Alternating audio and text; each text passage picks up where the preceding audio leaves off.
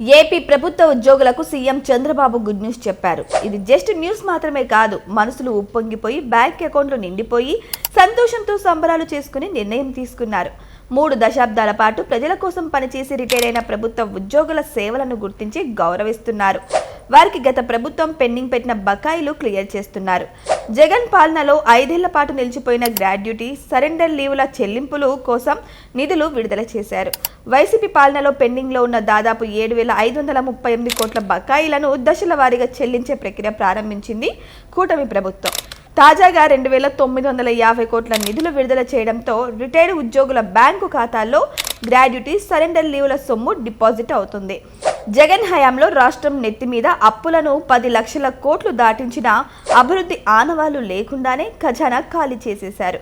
సంక్షేమ పథకాలకు నిధులు సర్దుబాటు చేయలేక ప్రభుత్వ ఉద్యోగుల జీతాల్లో నుంచి కట్ చేసిన జీపీఎఫ్, గ్రాడ్యుటీ నిధులను దారి మళ్లించారు.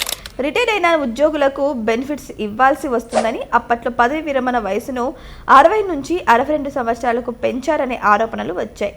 ఆ విధంగా మరో 2 ఏళ్లు వాయిదా వేసి 3 ఏళ్ల పాటు రిటైర్ అయిన వారికి బకాయిలు పెట్టి మొత్తం భారాన్ని కూటమి ప్రభుత్వంపై తోసేశారు. జగన్ రెడ్డి సృష్టించిన ఆర్థిక సంక్షోభం గురించి గత ఎన్నికల సమయంలోనే అప్పటి ప్రతిపక్ష నేత చంద్రబాబు ఉద్యోగులను అప్రమత్తం చేశారు.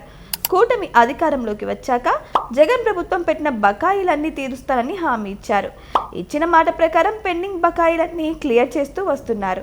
రిటైర్డ్ ఉద్యోగులతో పాటు సర్వీసులో ఉన్న పోలీసులకు గత ప్రభుత్వం ఎగ్గొట్టిన సరెండర్ లీవుల బిల్లులను వెంటనే విడుదల చేయాలని అధికారులకు ఆదేశాలిచ్చారు.